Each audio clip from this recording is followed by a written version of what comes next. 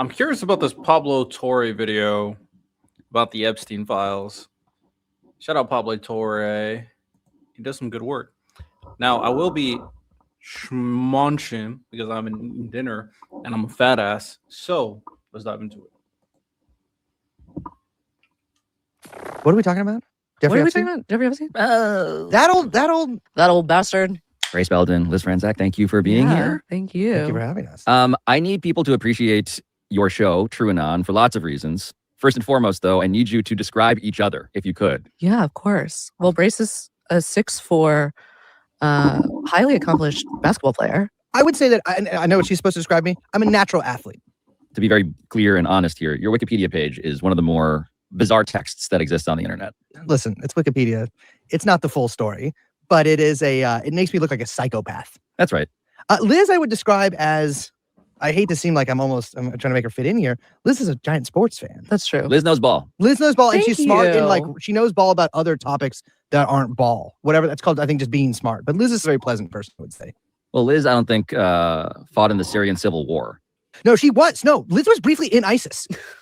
People don't know this, and people think because now it's like she's doing the a Lady whole other Brigade. thing. But she was in the Lady Brigade, and they kicked her out over some theological It was differences. the ISIS. It's like how the Tennessee Volunteers have the Lady Vols. Exactly. Yeah, precisely. Sure. So I just got to jump in here to quickly fact. Hey, I didn't do an intro. Pablo Torre is about to talk about the Epstein files. I'm curious to see what he says. If this becomes a video, then he obviously says something interesting. So stay tuned. Check the truth behind True Anon for you. Because True Anon, which is otherwise known as my favorite podcast that was specifically born in 2019 to cover the whole Jeffrey Epstein case, is in fact co-hosted by a guy who did sneak across the border into Syria in 2016 and volunteer with the Kurdish militia to fight ISIS. Grace Belden, whose Twitter handle used to be @PissPigGranddad, chronicled all of this on that account, which no longer exists, and then he returned home to become a labor organizer. Liz, meanwhile, Liz Franzak, really does know as much ball as the people yelling about sports on television, just for the record here. But the reason Brace and Liz are in studio with me today is because I recently did my own bit of Epstein coverage. This was 2 weeks ago when I interviewed 6'11" former NBA player and 3-term Democratic Congressman Tom McMillan about his life and career and recurring appearances in the recent wave of Epstein files. More on this specific character and story later. But last week, yet another tranche landed upon our shores. There were new Epstein photos released today showing you and also Bill Clinton, Steve Bannon. What were your reaction to those new photos that were released Well, today? I haven't seen it, but I mean, everybody knew this man. He was all over Palm Beach. He has photos with everybody. I mean, almost, there are hundreds and hundreds of people that have photos with him. So that's no big deal. I know nothing about it. All of which made me want to talk to Brace and Liz about how we got here and how to make sense of an undeniably bipartisan scandal that keeps connecting to sports. When did you guys realize that you're going to spend this much of your lives talking about Jeffrey Epstein? I'm still realizing it. Yeah. It still is like a wave that crashes over me. It's funny because, we covered the Ghislaine Maxwell trial here. We are also following breaking news. Ghislaine Maxwell will serve 20 years in prison for sex trafficking. A federal judge announcing that sentence within the last hour. Now, Maxwell was convicted of helping to recruit young girls to be abused by her longtime associate, Jeffrey Epstein, back in December. The judge saying, quote, At the end of the Ghislaine trial, that sort of seemed to be it in terms of like any kind of new investigation. Jean-Luc Brunel, who is one of Epstein's close associates, who was sort of in this like inner circle with Ghislaine and Epstein, he died in a similar manner to Epstein in a prison in Paris. Tonight, Jean-Luc Brunel is dead, found in his Paris prison cell, hanged with his bed sheets, according to the Paris prosecutor's office. And so it was sort of like, okay, well, Epstein's dead, Jean-Luc Brunel's dead, and Ghislaine is in prison and sort of incommunicado. And when she was convicted, it was sort of like, this is going to be one of the last sort of gasps of this case. And then lo and behold, this year has just been a flood. Conservatives are asking why Attorney General Pam Bondi and the DOJ issued a memo saying there's no new evidence. President Trump is defending Bondi, calling her fantastic and urging supporters not to waste time on Epstein. Quote, "We have nothing to hide," says Donald Trump. The president now saying he wants House Republicans to vote in favor of a bill to compel his own Justice Department to release the Jeffrey Epstein case files. They can do whatever they want. We'll give them everything. Sure, I would. Let the Senate look at it. Let anybody look at it. So many new tranches of information emails, depositions. Several high-profile names are listed in newly released documents turned over by the estate of convicted sex offender Jeffrey Epstein. Democrats on the House Oversight Committee say they will not stop until they identify everyone complicit, they say, in Epstein's heinous crimes. And a judge is unsealing secret grand jury transcripts from Jeffrey Epstein's sex trafficking case. It's the latest in a string of decisions making case files public after Congress passed a law requiring they be released. Now the Justice Department is facing a deadline in just over a week to release all the Epstein files. It was always funny because I think between the two parties, no one ever really knew what to do about Epstein. Like, this was an issue in the 2016 election. Yes. 2015, leading into the 2016 election, and then kind of came back with a vengeance when he was arrested and right before he perished, obviously. And then again this year, as all the Trump people are trying to absorb this into having this kind of be their thing or whatever, and then kind of ending up with pie on their face because he was so close to Trump. But everyone didn't know exactly what to do because each party had such close connections to them. It's one of those things where in 2016, I'll say it once. No, I've said it multiple times, and I'll say it again. I don't care who's in it. All of them go to jail. I don't care if it's Bill Clinton. I don't care if it's Donald Trump. You mess with little girls, you get to be put behind bars. Had been any other people, like both Trump and Hillary Clinton were not only like friends with Jeffrey Epstein, but at various times good friends with Jeffrey Epstein. Right. Like all together though too. Yes. Like it would be just the Clintons, the Trumps, and Jeffrey Epstein. In photos. Exactly. And it's so crazy because, like, listen, if it was basically not anybody else, but most people in the country, if they were running, and it's so crazy because, like, listen, if it was basically not anybody else, but most people in the country, if they were running against either politician, you could be like, weren't you friends with the pedophile guy for a long time? Sort of doing to Trump or to Clinton what's happening to Trump right now. But they were unable, they were almost some of the only two people in the country who were unable to hit each other on Epstein. Classic Spider-Man meme. Exactly. And it's funny because Epstein sort of became this shibboleth in right-wing media, right? Like you have these, I don't know, maybe I'm also using the word shibboleth wrong, but you know what? Can I do like a Jamie thing? Can you put the definition of shibboleth kind of on the screen right now? Because you're turning me into Joe Rogan's you're my Jamie? researcher. I'm here to play the role of Jamie. Wow. Want me to look up shibboleth? I mean, just am I right about what the word shibboleth means? It is a word, custom practice that identifies someone as belonging to a particular group or conversely marks them as an outsider. Okay, I'm wrong on the word shibboleth then. Great. Fine, totem. Jeffrey Epstein sort of existed as a totem. Person. I am indeed a person. Do you need help training your AI bot? For a lot of right-wing media, and they sort of did like these like, oh, Jeffrey Epstein didn't kill himself t-shirts. The release of this thing that kind of cohered into the Epstein list really became kind of, I feel like to Trump's chagrin, a part of his campaign. And he was pressured by these kind of right-wing podcasters into agreeing to release an Epstein list, which he did twice. Once in a TV interview and I think once in a podcast interview. Would you declassify the Epstein files? Yeah, I would. I guess I would. I think that less so because, you don't know it. You don't want to affect people's lives if it's phony stuff in there because there's a lot of phony stuff with that whole world. And J.D. Vance as well. He has this sort of awkward exchange with Theo Vaughn where he's sort of forced to be like, yeah, release the list. Seriously, we need to release the Epstein list. That is an important thing. It has just been disaster after disaster. It is one of the things I think that Trump has mishandled worse than anything else probably in his entire career. Oh, the tweets that J.D. Vance sent. I'm just going to quote from one of them. What possible interest would the U.S. government have in keeping Epstein's client secret? Oh, ... One tweet. Another one. If you're a journalist and you're not asking questions about this case, you should be ashamed of yourself. What purpose do you even... Yeah, that's why I'm never hearing the idea that they're trying to say, oh, it's not a big deal. This was a primary talking point for their campaign. And it was clear that Donald Trump was more hesitant because he knows that he will be in trouble if that fucking thing got out. But everybody else around him, especially J.D. Vance, his vice president, was pushing it.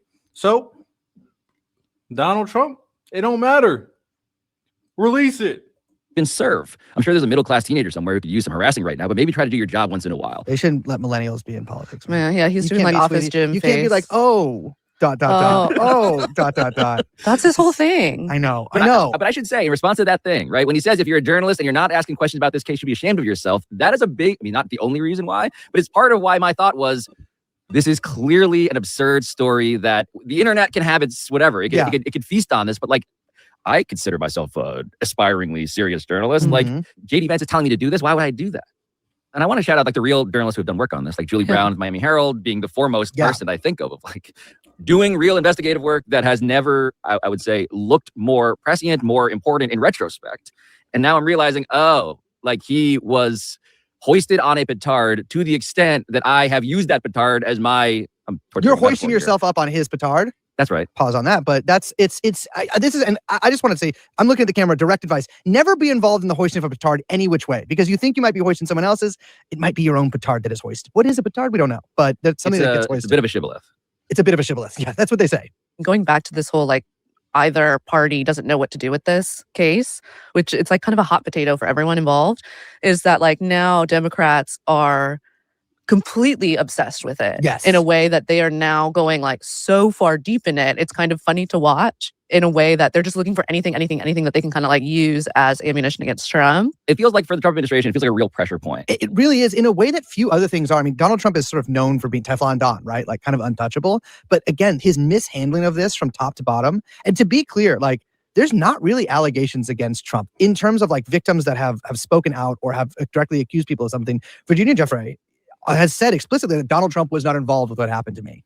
And so I was always like, he's a piece of shit, but like he was probably doing his weird with like probably adult models that he was, getting from Russia or whatever, allegedly. I'm not even alleging that, but I'm saying if he was to do something, he was probably doing something with those people. But the way that he has tried to like squash this story has made me be like, what the is going on? And then the strangeness with the letter and the lawsuit saying that the letter was fake. He filed like a multi-billion-dollar lawsuit against the Wall Street Journal and Rupert Murdoch for allegedly coming up fake. I respect this. I respect this very honest recap of everything that's going on, because it is true. I'll never lie to you, but I'm very clear on kind of playing it up because I am counteracting the MAGA bullshit. If we're having an honest conversation, everything he's saying is absolutely correct. But MAGA created this whole conspiracy around it and used it as a campaign point to the point where they do not deserve the benefit of the doubt. They just don't.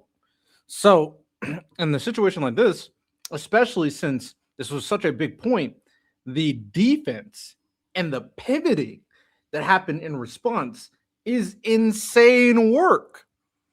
I to the point where I'm like, I don't know. I saw some of the things that got released, and knowing his character, he obviously fucked certain people there. And the question is, did he fuck little girls? And I'll be honest, I have no fucking idea. I have no idea. I'm at the point where, because he's trying so hard to keep it a secret, I don't know, but I think it's possible. I think the door of opportunity is there.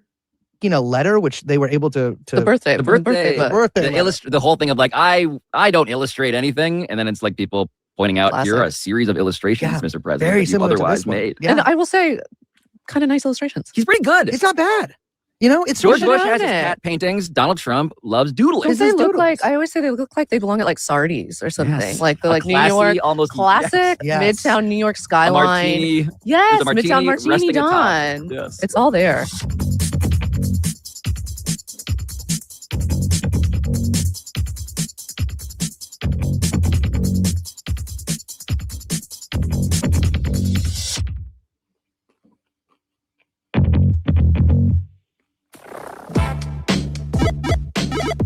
But before we can get back to where there is sports in this story, and also the ways in which Jeffrey Epstein connects to the billionaires who run sports, I also don't want to take your knowledge of the deep lore of this story for granted. Because in order to make sense of Jeffrey Epstein himself and how he became this nexus point for what can legitimately be described as the global elite, you also need to know the peculiar origin story of his former girlfriend and confidant and employee, Ghislaine Maxwell, and how the two of them met. Ghislaine Maxwell comes from this family, Robert Maxwell, her father, the bouncing check, who was this sort of science book magnate in the post-war years. He worked as a spy for British intelligence during the war. After the war, he sort of had this like strange kind of combination of jobs where he was very big publisher. He was sort of a rival of Rupert Murdoch, but he was also involved in this kind of like, let's say, backdoor intelligence and diplomatic work where he was, he's from Britain, but he was going over to Bulgaria quite a bit. He was quite close with the Israelis, and he was spending a lot of time in the Soviet Union. And so he was just kind of this guy, this international networker guy who also had these many newspapers. And sort of famously, he was alleged to have been involved in the kidnapping of Vanunu, the Israeli, the whistleblower who revealed that Israel has a nuclear weapons program. And I'm just trying to process everything you just said. For the and last that's 2 not minutes. like conspiracy theories. No, that that's is what I like mean. full, I'm like following along. I'm Jamieing along. And I'm like, yep, there's that. There's the Israeli real. nuclear program story. Yeah, still never acknowledged by our government or theirs. He was a really sort of interesting character. Was killed or died. It's sort of a similar thing to what happened with Epstein, where there's a lot of mystery sort of around his death. But he fell off his yacht, and he was quite a large man. He was. And I don't know how gravity works. I'm not going to pretend like I'm like Mr. Isaac Newton here. But I'm like, if you're like that big of a dude, don't you kind of have? It's like harder to push you over, right? Well, for him to tip, he would have to. I mean, I think that would be very, it's a low center of gravity that's kind of holding you down there. But I don't know how gravity works. But it's important to mention too that like in the immediate aftermath, I mean, Ghislaine didn't think that he like just fell off his boat. She thought that he was pushed. And the boat was called Lady Ghislaine. Which was previously owned by famous arms trafficker Adnan Khashoggi. Yes. Adnan Khashoggi, I know this from a separate rabbit hole. He's the guy who had also done business with Trump. Correct. Yeah, I think Trump was actually maybe going to buy that boat. In 1991, Donald Trump, who was envious of Adnan Khashoggi, the mogul, Saudi Arabia mogul, arranged to buy the yacht, as it's called, then called the Nabila, for $29 million and touted it on David Letterman's show as, quote, probably the greatest yacht ever built. It's really been kind of a great investment. And he renamed it the Princess, apparently after Ivanka. So just a real bunch of dads loving their kids. We just love our kids. A bunch of fathers of daughters. It's such a small world, isn't it? Yes. And so Ghislaine actually like gave interviews and was like, my father was killed. And it's interesting because that brings us actually, she meets, or at least the first picture ever of her with Jeffrey Epstein is at her father's memorial here in New York City. And this is kind of when they began dating. It seems like they did meet before then, but sort of the first, I think, official linkage of them comes at Ghislaine's father's memorial. I don't know. It's the like first reported appearance of them together in like the society pages. It's funny because what Robert Maxwell really wanted for his daughter is for her to be like, basically, he wanted her to like join the Kennedys and to like, the dream. Like, in like, what was it? The dream. They had kind of an odd relationship. 86. Yeah. You know what I mean? Like, he also allegedly, I don't know if you even want to put this in. He wiped his ass with full length bath towels. We want to put that in. Okay, yeah, that's just, there's allegations of that. He was a big fella, and who knows what's going on with that. The British diet is very strange. That's really when Epstein and Ghislaine were like, these rich and powerful people are weird as fuck, huh? Everything we see in the movies and TV shows, I wonder, it's sounding like you had to get this information from somewhere. How close to the truth is these assessments? Like they were the top of their power couple game, and so they had a strange relationship. They get together after dad dies. Kind of no disrespect, and I don't mean anything by this. Classic time to get with a woman. And their relationship is Liz, for the audio-only audience, is shaking her head. Shaking her head because she's like, damn, he's f***ing right. They have an interesting relationship where she seems to be like enthralled to him in many ways. And he's just like, I don't go, I'm cheating on you with a Rothschild and Eva Dubin. But also it's very unclear like what she has kind of alluded like, oh yes, we were together. But then also that they never slept together, but she says because of a medical condition that he had. I mean, Jeffrey Epstein, there are allegations that he has a either egg or, as we've recently learned, maybe perhaps lemon-shaped penis, which it's most basically the same shape, right? I'm like looking for. I feel like a lemon shapes. is a little pointier. Lemon to me is you're right. So Jeffrey Epstein started fucking kids because he had a small deformed penis.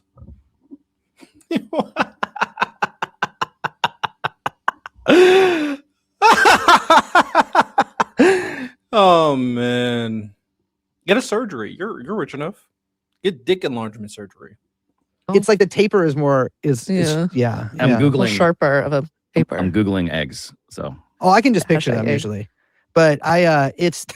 There did seem to be some sort of deformation. I will say there is out there a picture of Jeffrey Epstein's penis. And I'm not saying this in like a I'm trying to be crazy way, but like this has been a major part of the Jeffrey Epstein story for a while. Like it was a pretty like... Well, they asked him about it. Exactly. He was like... Is it true you have an egg-shaped penis? Crazy in a deposition to be like, you gotta know that question is like 60th on the list. And like every time everyone... I'll be honest, I did research on Epstein. I did not know this about his penis. I'm not gonna lie. You're done. You're like, hey, I'm gonna get The the night chick before, penis. you're looking in the mirror, just like practicing it in the bathroom. You're trying not to stutter. And he was like, I mean, not to get too into it, like his sexual I feel like predilections we're are well sort of past the point of strange. you being able to say, okay, not to get too into it. But like he does, I mean, his big thing was like these sort of massages. And like sometimes it was a euphemism, especially all of like the kind of Palm Beach allegations with the teenage girls is like most of those were in the context of these massages, some of which began as regular massages, but he would pressure them into doing other things or offer them money to do other things. And sometimes, there are allegations. I mean, there's full like penetrative rape allegations against him, and then there's like, oh, he just paid me money for a hand job. So they sort of run the gamut. But he also there's this other kind of like not exculpatory, but I believe in like Ghislaine's view, exculpatory stuff, and maybe Jeffrey's as well, as we saw from some of the emails. That he's like, no, I actually love getting massages. So he was getting massages from adults too, but he was also getting these. I believe it was like 6 times a day. Yes, he was. That's why I'm like, what's his job? Well, I think the question I'm asking myself all the time is like, what should I know that I don't know already when I'm like catching up on the coursework? And then it's this like the related question of what becomes a meme that people do know about and why. Yeah. And for instance, like Les Wexner, I think is somebody we deserve to really be talking about. Yeah, I'm sure that he is sort of preferring his kind of slow fading away into the darkness. I think probably he never wants to be in the news again. Darkness. He does. He certainly does. He's got a face for it. But he was the owner of the Limited, which was this sort of conglomerate which owned a bunch of different brands, notably. How Jeffrey Epstein used the billionaire behind Victoria's Secret for wealth in women. We're starting getting into Jeffrey Epstein's connections with the elite. Expose them all. I'm here for it. Expose them all. Victoria's Secret. And it's through him that Jeffrey Epstein seems like he got his first big break. Now, that's actually where we kind of come to our first problem, is we actually have basically no insight into what that big break looked like. Yeah. It's still, to this day, it's pretty unclear. And there are people working on this, both in Congress and in the Senate, and also journalists working on this. We actually don't really know how Jeffrey Epstein made his money. And how much of it he made. Yeah. And so within like 6 or 7 years of working for Leslie Wexner, he's making like tens and tens of millions of dollars. Has power of attorney, all this Yes, stuff. he was the primary investor and money manager and was so close to, yes, he had power of attorney, which is like the most intimate legal relationship you can have with another person. And there's rumors of other types of intimate relationships between the two of them. I will say, and frankly, right? I have heard so many rumors about Leslie Wexner's predilections, but we've heard several, including from people who have sort of maybe know some of the principles involved, that Leslie Wexner and Jeffrey Epstein had a deeper relationship than is reported. So as a matter of just like the sports of this, because where's sports in this story? You may be asking a technically sport. Nice. Fucking old man and little girls. Crazy. All right, we here. Sports show. I was seeing, of course, Leslie Wexner's name on the football complex at Ohio State University. It's the Les Wexner football complex. No! Fuck. Ohio State is my college football team. It's not good. It's not good. It's not good at all. Complex at Ohio State. Yeah. Relatedly, more recently, a bunch of Ohio State alumni were holding up photos of the face aforementioned of billionaire Les Wexner with Jeffrey Epstein because they were demanding testimony from Wexner in their own school sex abuse case involving this Dr. Richard Strauss, who was allegedly abusing all of these wrestlers. This is the Jim Jordan story. This is all of that. As one former OSU wrestler, Tom Lizzie, put it, quote, "We believe Wexner's testimony will shed light because he was on the board of Ohio State while it was all happening." Yeah. And so speaking of just like, where does Epstein, the 6 degrees of him? Yeah. I mean, this is one degree right to the other giant, in this case, male sex abuse scandal at Ohio State University. It's funny because I think he saw which way the wind was blowing very early along with the Jeffrey Epstein stuff. I think probably because their names are so connected. And so there was a lot of, this is sort of ancient history now, but in 2019, after Jeffrey Epstein got arrested, there was a lot of reporting that came out about him essentially like abusing his position as this kind of money guy or like consigliere for Leslie Wexner in order to essentially do like casting couch with adult models who maybe he would entice with potential work for Victoria's Secret. Now, this is something that actually is a pretty important part of the Jeffrey Epstein world to begin with. Modeling, exactly. And this brings back Trump, by the way. Yes. I mean, well, there's the rumor, of course, with Melania. I just want to say this, and again, I'm looking right in the camera. Hunter Biden is currently under threat of lawsuit from Melania Trump for $1 billion for claiming that Jeffrey Epstein introduced Donald Trump and Melania Trump. I'm saying that it is within the... I did not know about that. I did not know about that. Let's rewind that. the camera. Hunter Biden is currently under threat of lawsuit from Melania Trump for $1 billion for claiming that Jeffrey Epstein introduced Donald Trump and Melania Trump. I'm saying that it is within the realm of possibility that something of this nature could have possibly occurred due to the social scenes these people were moving in. The social network, right, of like what and who is hanging out with each other and what did they know and when did they know it is separate. No way. No way. So the reason why this allegation exists is because Jeffrey Epstein was in close friendship with Les Wexner. Yeah, I think he's the CEO of Victoria's Secret. So Jeffrey Epstein had opportunities to do casting couches and coerce Victoria's Secret models. And because, Epstein's best friends with Donald Trump, that eventually led to one of those models being introduced to Trump, is the allegation. It's kind of crazy, but also I wouldn't be surprised. From what did you do criminally? Yeah. And I want to clarify, for instance, like Les Wexner, this is the reporting, there were these Epstein documents released by a U.S. district judge in New York in January 2024 that involves Virginia Giuffre alleging that she was forced to have sex with Wexner numerous times. Mhm. Okay, so that's Wexner. And he's repeatedly denied that allegation. One thing that I think that has always there's been a stench of it around Jeffrey Epstein is that like clearly he was moving money in places and maybe washing money or laundering money for people globally. Yeah. I mean, we're getting a little more insight into kind of his global practices now with the latest tranche release.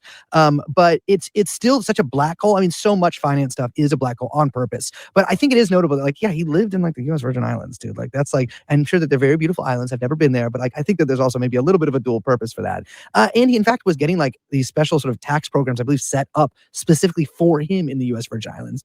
Jeffrey Epstein's relationship to the government of the U.S. Virgin Islands is so insane. Yes. Like the JP Morgan case. The cases with JP Morgan, Chase, and Deutsche Bank have yielded some of the more like interesting disclosures over the years. I mean, you mentioned Julie K. Brown. There's a few journalists at the New York Times that have been following this since his arrest and really trying to like follow the money, which is a whole different angle than some of the more like kind of more salacious stuff that people kind of get caught up in. And what kind of came out with the Virgin Islands case was fascinating too, because he had such a close relationship with the governor there. DeJong, I believe. Yes, Cecile DeJong, who's the governor's wife. She would help him secure student visas for girls that he would bring over from Eastern Europe to be university students, except then they wouldn't be really university students. They would just kind of be quote unquote working for Jeffrey Epstein, which you have to do that. I mean, there's like a whole procedure there, to get a student visa that you have to go through the government. I mean, it's none of that really caught on in a lot of mainstream coverage, but it's small details like that have really stuck with me. What the fuck? Yeah, I didn't realize that it was a thing that he was in with the U.S. with the governor of the U.S. Virgin Islands, and they're corrupt too. This whole idea that we should forget about the Epstein stuff. This stuff is a hoax.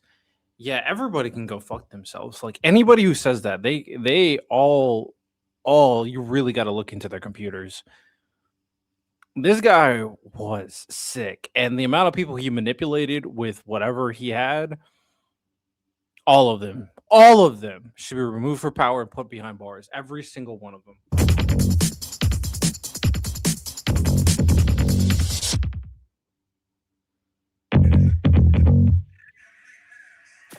This brings me, by the way, to just the character of Prince Andrew. Oh, yeah. Because it's tough. He has gone viral, so to speak. He has become nationally famous, internationally famous, obviously, so to speak. And yet, I had not seen the BBC Newsnight. You never saw that interview until I was just preparing to talk to you guys.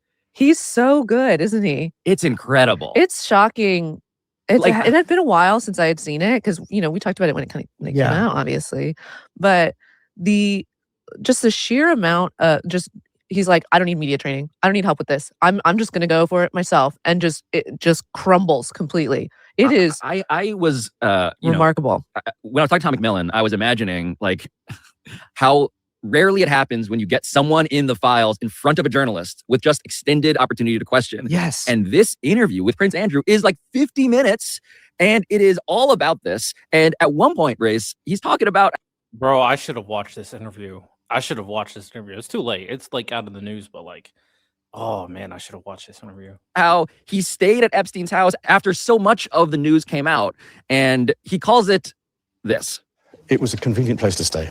I've gone through this in my mind so many times. At the end of the day, with the benefit of all the hindsight that one could have, it was definitely the wrong thing to do. But at the time, I felt it was the honourable and right thing to do.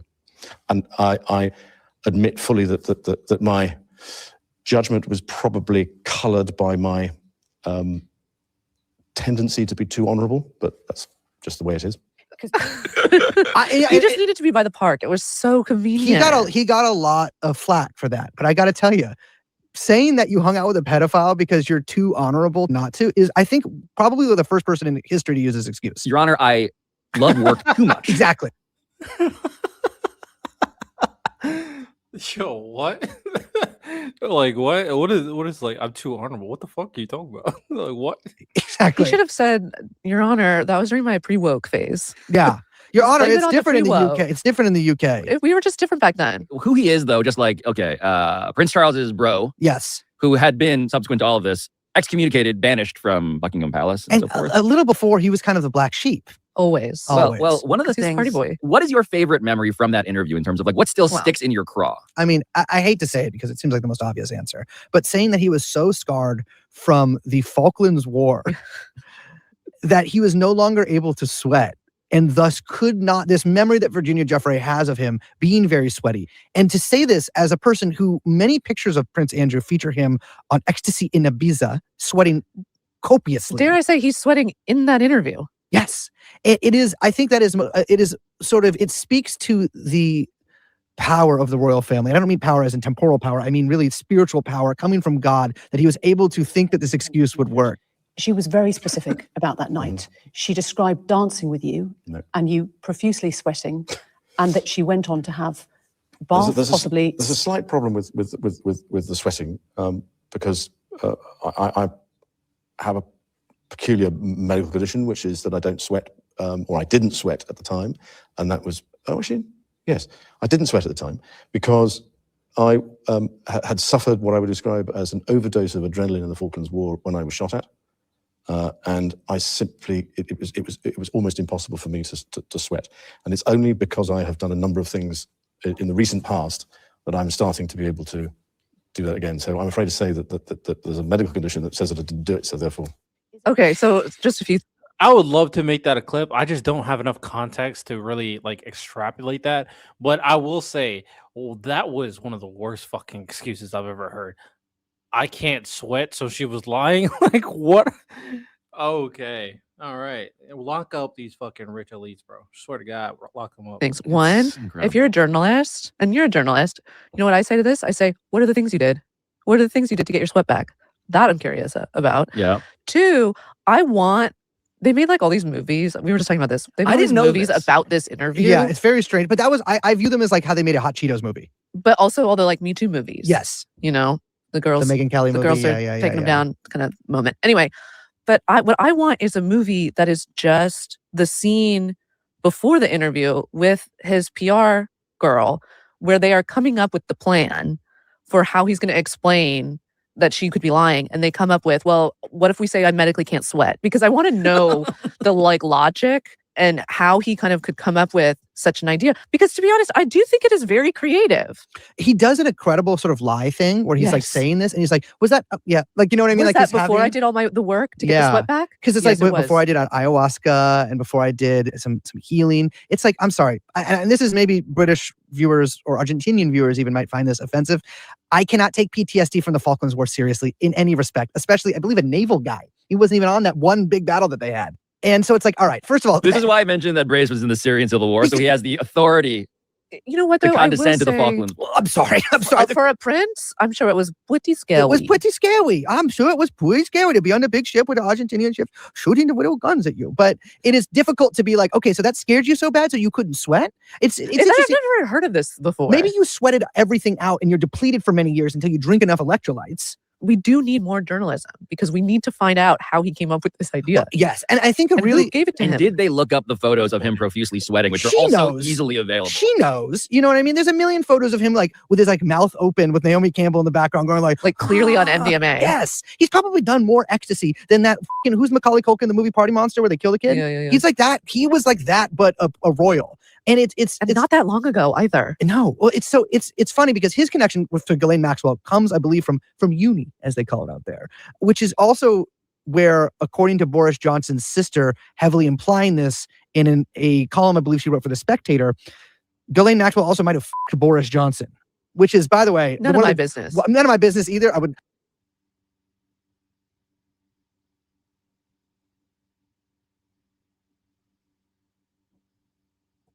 I would pay not any amount of money, but I would pay probably $500 to see a high definition picture of Boris Johnson completely naked from the front and back, 2 pictures. It's In crazy my head, because he's always wearing Union Jack underwear. I feel like that photo Brace described would give me a surge of adrenaline such that I too could not sweat anymore. well, because I would sweat so much. Interesting. Yeah. And also pants, of course. I mean, the money, when you follow the money, If you can. which is difficult for reasons that you guys have laid out, you do get to Apollo Global Management. Yeah. Insofar as one of the people who keeps showing up in this story, of course, is Leon Black, one of the heads of Apollo Global Management. And when you tell the story of Apollo, which is his big private equity firm, you then get to a name in the files, and that name is Josh Harris. Mm. And so Josh Harris, Brace is now quizzically looking at us. Oh, thank God it's a sports thing. I was like, is this just a guy I didn't know about? He was one of the Could be both. One of the heads of Apollo Global Management, but he's also better known for our audience, I guess, as the owner of the Philadelphia 76ers, the New Jersey Devils, and the Washington Commanders.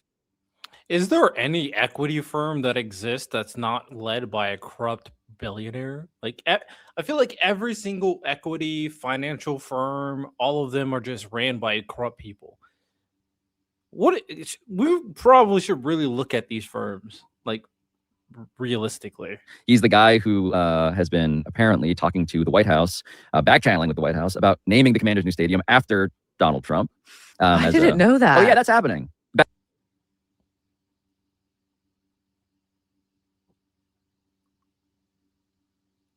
There's no fucking way. There's no fucking way. There's no fucking way. I'm flabbergasted. How have I not heard this story before? There's no way that they're trying to name. Donald Trump is such a narcissist. He has a website to buy drugs named after him.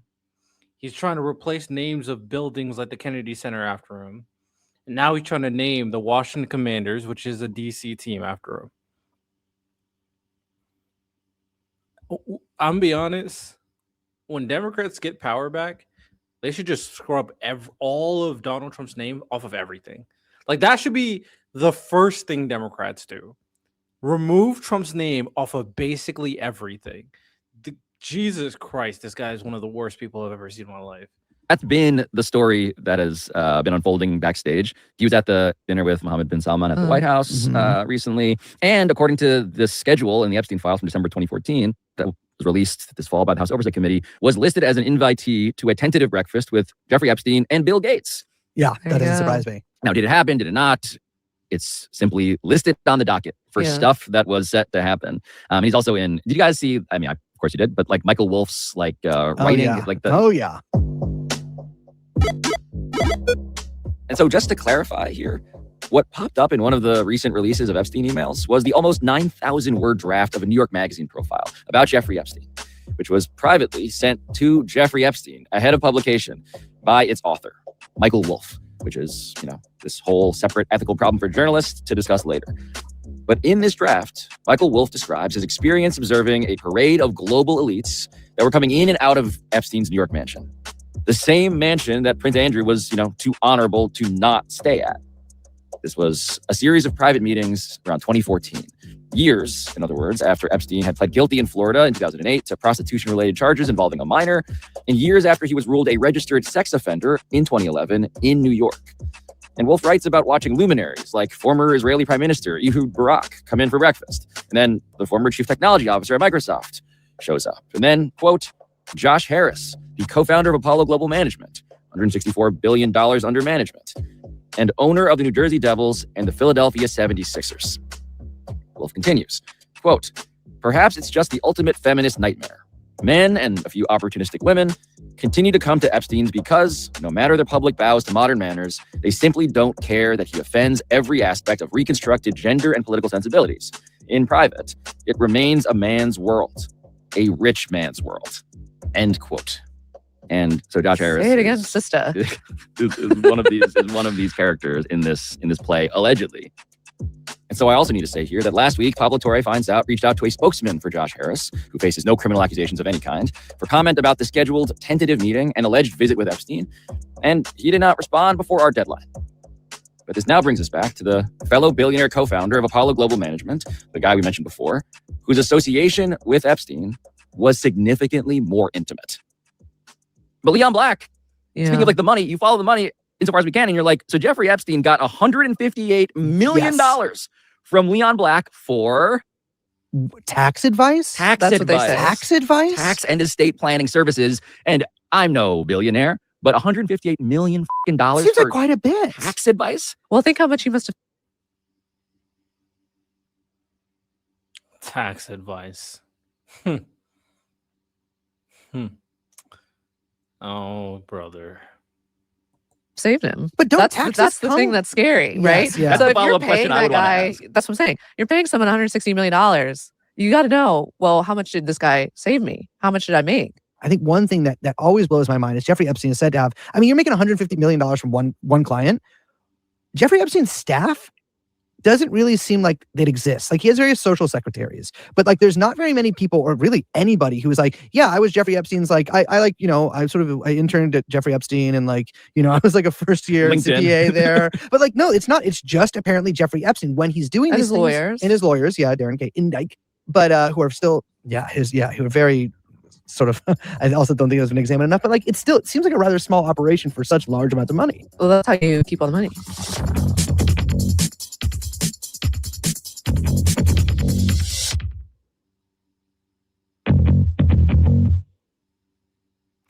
Thank you, by the way, for just taking time to listen to the interview we did with Tom McMillan, who is the 6'11" NBA player in question. I'd say 6'9", but yeah. Well, 6'11" in shoes. In socks, combine measurement, who was in the video that NBC took at Mar-a-Lago, where it's Epstein walking in, and there is Donald Trump, and he's ducking out from behind in Epstein and Trump next to Ghislaine Maxwell. What an interview. I think that interview was really good because I think it sort of showed a bunch of things, both how Epstein operated with sort of this web of friends, how little anybody gave a that he got arrested for solicitation of a prostitute, but really, which was the official charge or whatever, but for actually, sleeping with underage girls, and how bad people's memories are when these things are brought up a couple decades later. I mean, by the way, all of this putting into perspective the fact that here's a guy in the black book, in the flight logs.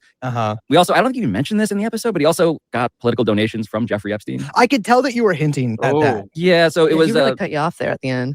Please, can we move on? I mean, this is just, I thought we were talking about sports and stuff. This is stuff 35 years ago. I don't have any relationships here. Moving on. So I'm going to leave. I'm sorry I wanted to talk about good things. The brief catch up is just that $1,000 from Jeffrey Epstein to Tom. Yeah, Tom McMillan, you can go fuck yourself. I'll be honest. I don't give a fuck about what happened. If you did some weird shit back then, you can go fuck yourself. McMillan, when he ran for Congress, a Democrat in Maryland in 1990, in November, and then 2000 from Jeffrey Epstein to Tom McMillan. And this is labeled, by the way, February 18th, 1992. And the organization Epstein is listed as part of is Wexner Investment. But one of the people who he is associated with, because she wrote an email to Jeffrey Epstein well after he was established as a registered sex offender, is this woman, Gwendolyn Beck. Yes. And Gwendolyn Beck is also someone named by Virginia Giuffre as someone who participated in the orgies with Jeffrey Epstein and is in the flight logs more than a dozen times and has these emails. And she wrote this email to Epstein about Tom McMillan, subject line Tom McMillan, saying, I just met him. He had lost touch with you, wanted to get back in touch with you, on and on and on. I say that to say that from the Melania perspective, there's also photography. There's a photo of Gwendolyn Beck and Melania Trump and Prince Andrew Yes. Like, it's just, you see all of these people, again, connected directly. Well, it's interesting, too, to bring up Gwendolyn Beck. I believe the orgy that Virginia Giuffre is referring to with Prince Andrew and Jeffrey Epstein on the island was also an orgy that took place with several young women that were brought over, possibly on student visas, by Jean-Luc Brunel from Eastern Europe. And so Jean-Luc Brunel, again, like he got Me Too before you could even really get Me Too. The Me First of Me Too. Yes. He was bad news, but he was able to resurrect his career in America with the help of a lot of people at powerful modeling agencies, including, of course, Jeffrey Epstein, who was connected to that. And Ghislaine Maxwell. And Ghislaine Maxwell. Man, there's a lot of industries we got to look at. The modeling agency industry. Oh, man. If we know how many bad actors are in these different industries, in Hollywood, in modeling, in these equity firms, like, we know where they are. Why are we not doing anything about it? Like, come on. They were all such good friends. But speaking of such company, of this network of people, if you heard our last episode, you may recall me discussing this blog entitled Hollywood on the Potomac, which once posted a video of Tom McMillan's birthday party, which happened to be hosted by a Democratic lobbyist named Tom Quinn, who is also featured in the Epstein flight logs, as we reported.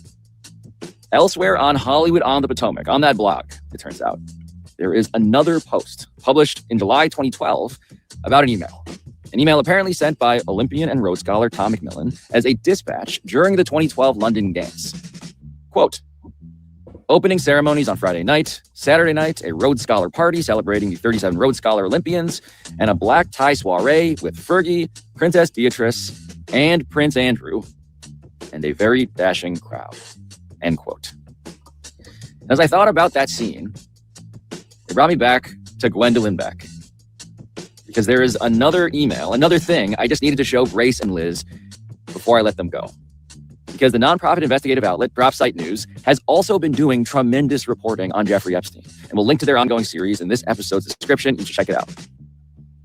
Last week, DropSite very kindly shared a yet-to-be-released wave of Epstein emails, this time from Epstein's Yahoo account, with Pablo Torre Finds Out. And I found another email from Gwendolyn Beck, and this was sent to Leslie Groff, who apparently was Jeffrey Epstein's assistant. One of many. And this is 2006.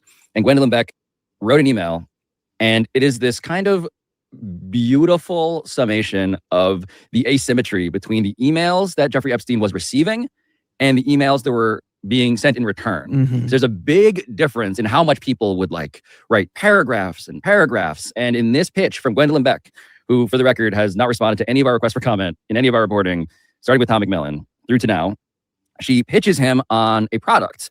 Quote, hi, Jeffrey, miss you, exclamation point, hope all is well. I'm heading to South America for the holidays to explore new regions, parentheses, and yes, I will be staying with an Argentinian polo player for a few days, and parentheses, ... Have been working with a group of investors to fund small companies, parentheses, goat's milk, ice cream, etc. I'll be staying with the Argentinian polo player. Oh my goodness. It's so fucked. ... Close parentheses, and ran across a company with such huge potential that I wanted to see if you're interested before I give it to them, parentheses, because I really like you a lot better, close parentheses, ... The product basically shrinks the walls of the vagina, ... takes 20 years off, parentheses, forget Botox, close parentheses. It really works, open parentheses. However, I wish it was permanent, close parentheses, period. They are in the development stage, comma, still doing clinical trials and have a patent pending. Let me know if you have any interest in the deal. She goes on to give a name for the product, some blogs if you Google, period. Lots and lots of love, capital L, comma, Gwendolyn. The response from Jeffrey Epstein to his assistant, meant to presumably be returned to Gwendolyn Beck, is sounds goo, but I can't. Mm. So. What's the name of the product? I'll tell you off air. Did it ever come out? Yes. Jesus Christ. Yeah, I think that just about sums it up. At Jeffrey Epstein's emails, the ones that he sent are rarely over a sentence or two. And I think that maybe, I don't know if there's a single one that has a fully grammatically correct. Oh, he probably can't say the name of the business because of fear of lawsuit. I'm so curious what that business name is. And it came out too. Wow. sentence using all the right punctuation, everything like that, at all. He's a modernist. If you want to measure someone's power, you measure it in the difference between the effort someone puts into emailing you and the lack of effort you put in to respond. It's amazing. It is a kind of a power move. You're totally right. And Low key, it is kind of a power move, 100%. almost every email of his, except for my iPad. Brace, Liz, this has been goo. This has been goo. This has been. This was fantastic. Oh man, Pablo Torre. This was very interesting information. Shout out Pablo Torre. Honestly, I'm so focused on politics, but I really like this. Maybe I should have been a journalist.